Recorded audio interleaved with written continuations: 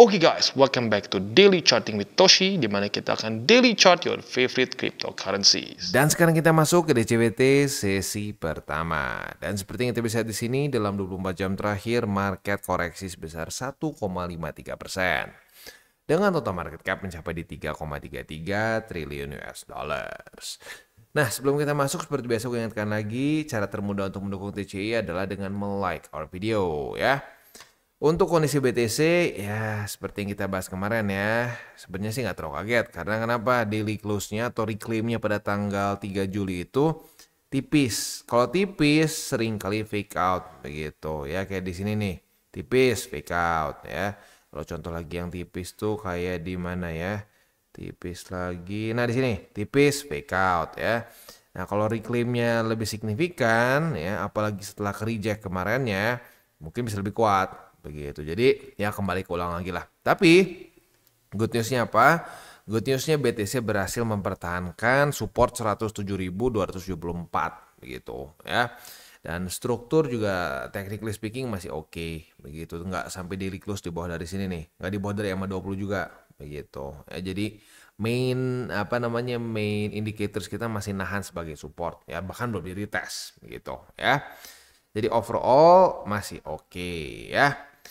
Nah, sekarang tinggal pertanyaannya, apakah 107.274 akan cukup kuat untuk bisa memantulkan BTC ke higher high lagi ya. Daily close di atas dari, ya kalau bisa di atas dari 110.000 deh. Dan kalau mau lebih enak lagi, ya sekalian di atas juga dari sini nih. Di atas dari 110.300-an gitu. Karena kalau sudah tembus dari itu juga, dia berarti memecahkan lagi struktur lower high yang terbentuk di sini ya. At least ini lower high kalau kita lihat dari zoom out sini ya.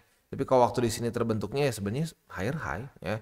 Tapi ya lagi-lagi sayangnya karena ditambah dengan embel-embel fundamental di zaman sini jadi drop lagi begitu. Nah, kali ini ngomongin fundamental, ada nggak sih Bang ya embel-embel fundamental yang bisa bikin market drop?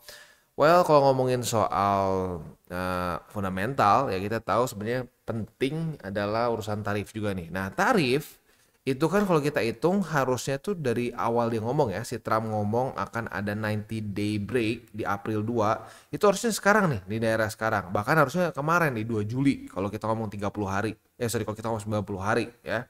Nah, tapi pada faktanya enggak ya. Delay-nya awalnya 90 hari, tetapi nanti akan jadinya itu diberlakukan pada tanggal 1 Agustus begitu.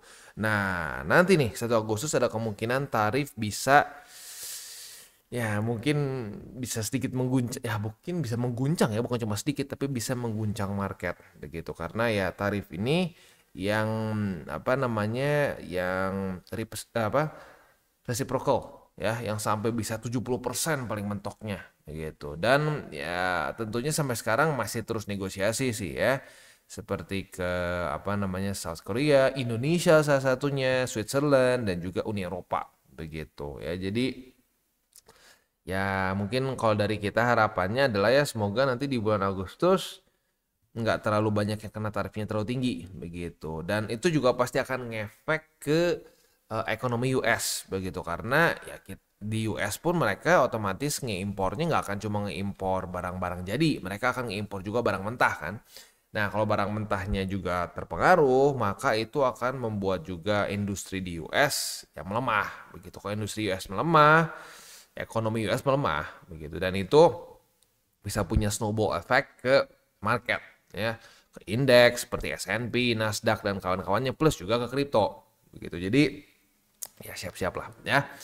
Nah, mumpung ngomongin statistik ya, sebenarnya Juli kita udah pernah bahas sih ya, tapi nggak apa, kita ingetin lagi. Jadi kalau bulan Juli sebenarnya statistiknya lebih bullish, karena ada summer month nih ya.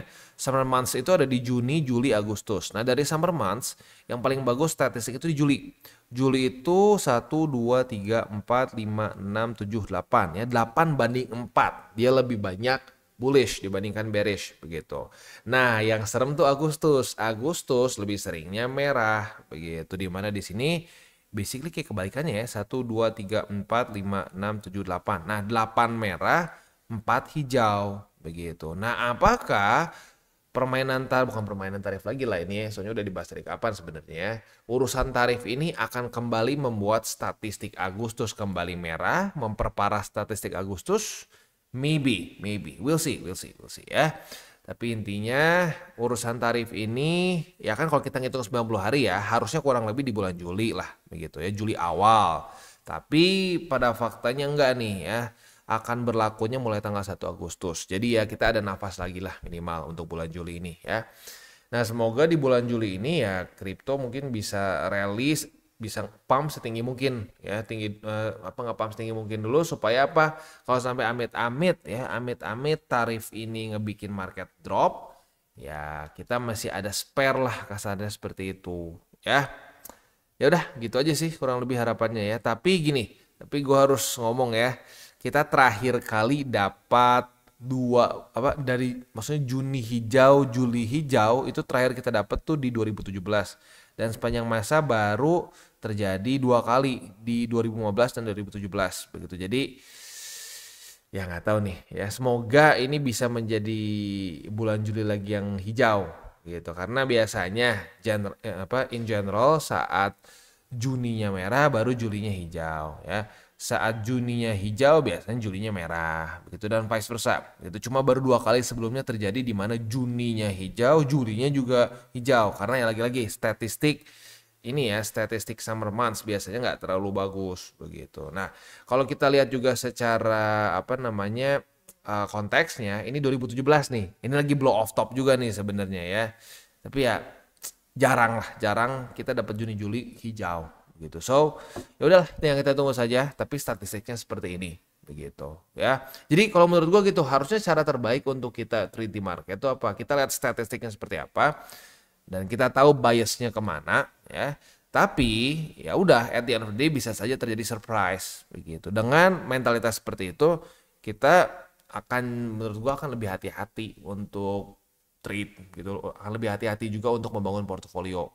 Yang kadang-kadang bikin orang hancur tuh kenapa nggak ngerti statistik, pokoknya dibilangin bakal bakal bullish, ya udah semua all in di koin yang aneh-aneh yang dibilang bakal 50 dan lain-lain ya, bakal 50x, 10x gitu ya. Pada faktanya nggak kejadian, bingung nanti kan.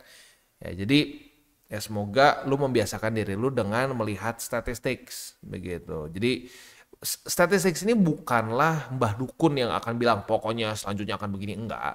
Tapi dengan statistik seperti itu kita tahu bias market di bulan-bulan tertentu begitu. Dan tentunya statistik bukan cuma ini aja ya, ada statistik BSB lah, statistik MA misalkan 200 waktu deket-deket ke waktu lagi di bear market dan banyak lagi lah begitu ya.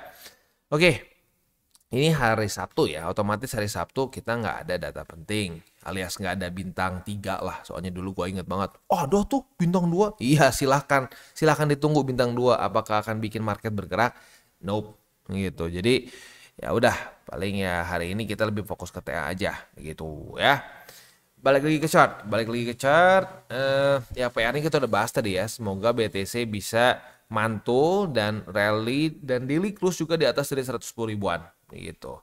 Untuk di weekly-nya harapannya adalah nanti hari Senin di atas dari 109.000 aja ya. Kalau di atas dari 109.100-an lah mungkin kalau kita membulatkan ke atas ya. Nah, itu artinya Bitcoin masih lanjut membuat higher high begitu. Jadi kan kalau kita lihat di weekly ya, dia membuat higher high, higher low. Nah, kalau dia weekly close lagi di atas dari 109.000 ya udah lanjut lagi higher high.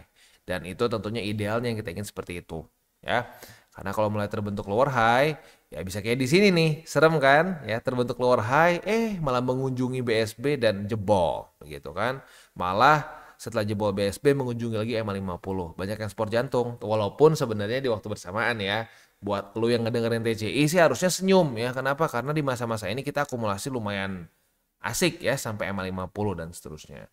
Tapi ya bagi orang yang awam yang tidak tahu teori cycle dan mungkin nggak mau tahu sama sekali, ya di sini banyaknya dibilangin akan bear market kan? Ingat nggak di masa-masa sini nih ya? Banyak orang yang teriak-teriak, udah nih kita telat nih, bukan telat lah, udah nih kita masuk ke bear market nih ya. Waktunya kita tutup semua posisi dan banyak yang tutup posisi di masa-masa ini ya. Tapi gue dengan jelas waktu itu gue ngomong ya, main scenario kita tetap masih kuartal 4 tahun ini untuk TP dengan signifikan ya. Dan safety belt kita MA50 selama ini masih menjadi support, belum terjadi weekly close dan open 2 kali berturut-turut di bawah dari MA50, ya tenang-tenang aja. Ya buat lo yang sudah dengerin TCI di masa-masa itu ya sekarang harusnya udah senyum. Kalau dengerin dengan baik ya, karena ada juga yang dengerin tapi ngelakuinnya hal yang kebalikannya ada ya. Udahnya gimana ya nggak tahu. Dan lucunya kadang-kadang suka nanya ke gue juga, aduh bang gimana ya bang, gue udah denger sih teori lu di sini bang, cuman gue tutup posisi. Ya gimana solusinya? Solusinya gue udah kasih tau waktu itu, tapi lu nggak mau terima ya sudah, ya harus terima konsekuensinya dong, ya. Karena kan kalau ngomongin soal konsekuensi bisa aja misalkan ternyata jebol gitu ya, ya konsekuensinya harus siap juga gitu kan. Ya, tapi kalau misalkan kita udah kasih tau statistiknya, ya, dan itu statistik yang kuat gitu ya, tapi lu nggak mau juga ikutin ya sudah susah. Gitu makanya jadi ya, TCI itu benar-benar untuk yang mau-mau saja begitu, karena ya pada faktanya mungkin cara TCI itu tidak semenggiurkan cara-cara para dukun gitu, walaupun ironisnya cara dukun tuh malah bikin minus ya. Cara TCI udah banyak yang membuktikan asik profit ya, beneran ngerasain profit, tapi profitnya yang make sense gitu loh, bukan profit yang kayak seminggu dapat 10x, nggak ada yang kayak begitu di TCI. Itu karena ya apapun yang instan itu ujung-ujungnya ya seringnya juga hilangnya instan begitu ya. Yang berproses ya akan bertahan begitu ya. Jadi ingatlah ya, mie instan pun tetap masih harus direbus, nggak langsung lu buka dan makan begitu ya. Oke. Kita akan lihat dulu ke DXY ya. Untuk DXY kita bisa hari ini. Oh sorry, ini hari Sabtu ya. Hari Sabtu close. Langsung aja ke BTCD. Untuk BTCD, nah dia rally lagi dan daily close di atas dari MA20 ya. Ya jujurnya kalau mau ngomong ini normalnya memang seperti ini. Loh kenapa normal seperti itu bang? Ya balance sheetnya turun lagi ya. Jadi jangan bingung kenapa BTCD meningkat terus selama masih QT ya, karena ya bahkan lagi kayak begini aja nih ya, kan waktu itu sangat ramai nih ya, waktu lagi zaman desas-desus the Fed ada kemungkinan akan buat balance sheet ya minimal netral lah, menambahkan balance sheet mereka ya, dan bener dia nggak bohong, beneran ada penambahan ya, dan langsung BTCD turun dengan luar biasa ya. Dan ya seperti biasa kalau udah kayak begini caranya langsung ya, waktunya altcoin season ya. Dan gue udah kayak burung beo bilang hati-hati ya. Ini kita masih belum dapat konfirmasi. The Fed masih bilang cuma menambahkan saja balance sheet, nggak berarti mereka akan memberhentikan QT ya. Akhirnya apa? Nggak jadi kan? Nggak berhenti kan? Lanjut lagi turun kan? Nih turun lagi, apa yang terjadi? Waktu balance sheet turun, ya BTCD naik lagi. Altcoins underperform lagi. Begitu. Jadi ya udah ya. Ini gue setiap hari gue bahas ya, dan ingat kesimpulannya bukan berarti kita jangan punya altcoins, bukan, boleh punya altcoins.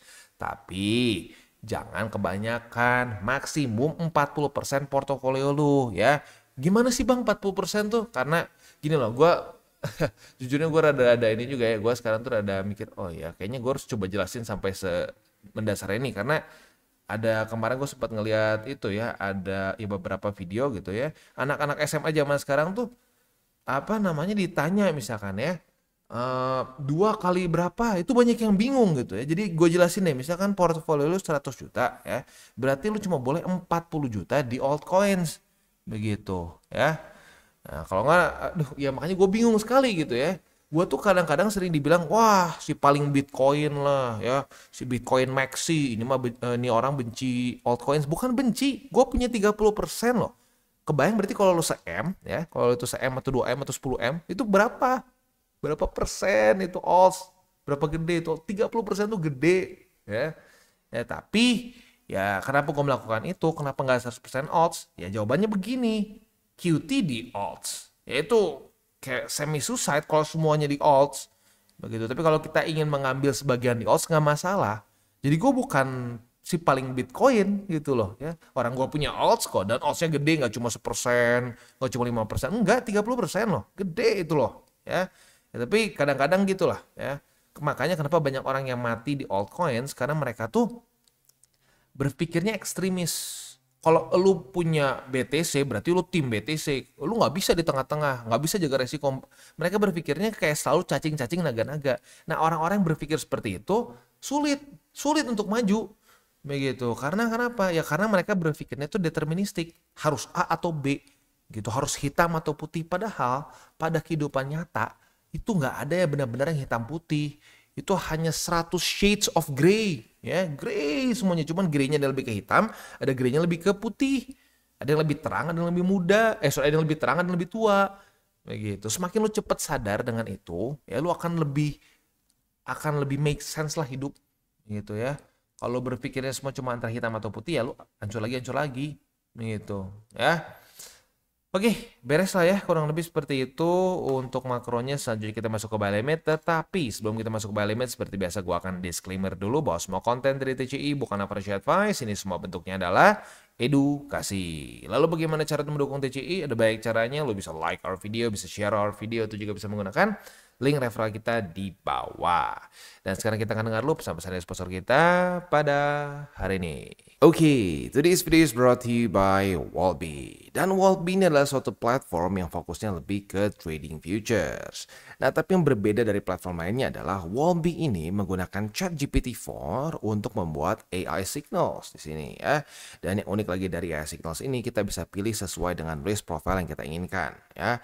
Mulai dari low risk, medium risk, bahkan sampai ke high risk begitu. Jadi bisa disesuaikan dengan resiko yang kita inginkan.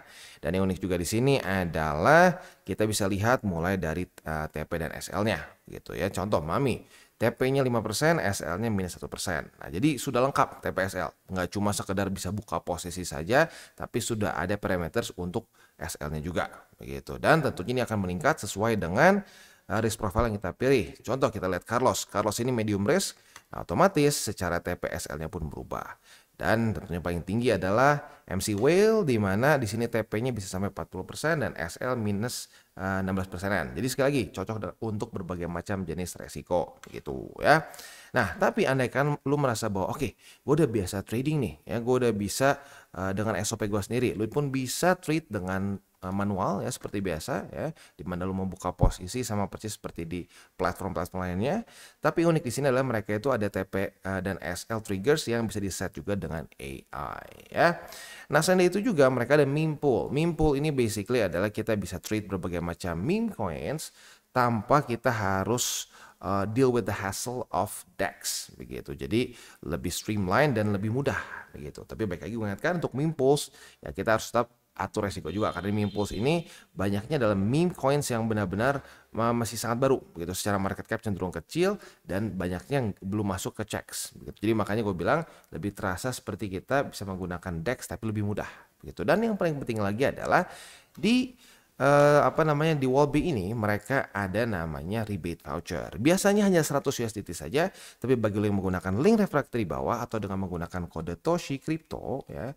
Sekali lagi dengan kode Toshi Crypto, kita akan mendapatkan upgrade dari 100 USDT menjadi 250.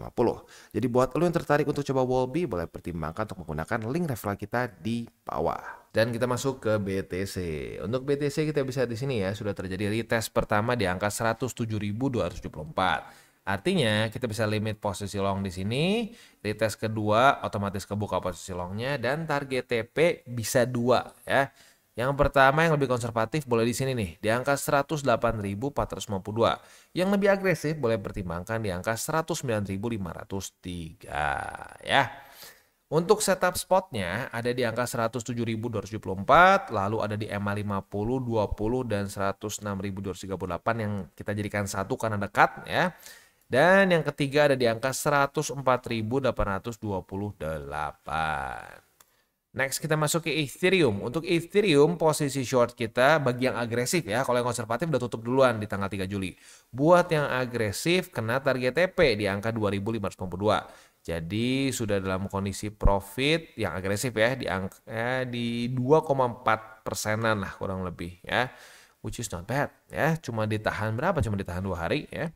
Nah, sekarang kita sudah punya posisi long karena sudah terjadi retest 1, retest 2 di EMA 50. Nah, posisi long ini target TP-nya boleh pertimbangkan yang paling konservatif ya di EMA 50. Buat yang lebih agresif boleh pertimbangkan di angka 2.552 ya. Oke, itu kurang lebih untuk setup di DCWT, untuk setup futures di Ethereum. Untuk posisi spotnya ada di EMA 200, lalu ada juga di 2464 dan EMA 20 yang Confluence. Dan yang ketiga di angka 2419 ya. Itu kurang lebih untuk setup di DCWT sesi pertama ini. Sebelum kita tutup ya, mungkin gue akan ada wejangan lagi aja tipis-tipis ya. Nah, wejangan ini lebih untuk ke ya sebenarnya untuk ke semua aja sih ya. Ini sebenarnya ya baik lagi ini satu wejangan yang gue sebenarnya sudah cukup sering ingatkan, tapi ya gue rasa ini semakin relevan karena ya gue perhatiin walaupun Bitcoin rally-rally aja begitu dan bahkan sebenarnya cukup dekat dengan new all time high, seperti banyak yang menyerah lah gitu ya. Karena kenapa? Gue lihat dari views mulai drop ya. Selain dari views juga gue ngelihat di sosmed tuh banyaknya orang lebih terlihat pessimistic about crypto begitu ya. Ya antara pesimis, ya lebih banyak pesimistik dan ada juga beberapa yang bull boy sih. Tapi ya yang pesimistik cukup banyak dan cukup aneh dalam masa-masa yang BTC di sini. Nah artinya apa kan? Ya banyak, ya kebanyakan alts gitu. Kebanyakan alts makanya ya banyak yang masih ngerasa nggak jelas nih. Ya kenapa? Karena kondisi alts itu in general masih nggak terlalu bagus. Begitu loh. Banyaknya masih minus dari higher high mereka, bahkan bukan all time high karena banyaknya masih belum ketemu di all time high. Begitu kayak Ethereum masih minus 38% dari higher high dia. Dari all time high-nya even worse, kayaknya 40 something ya.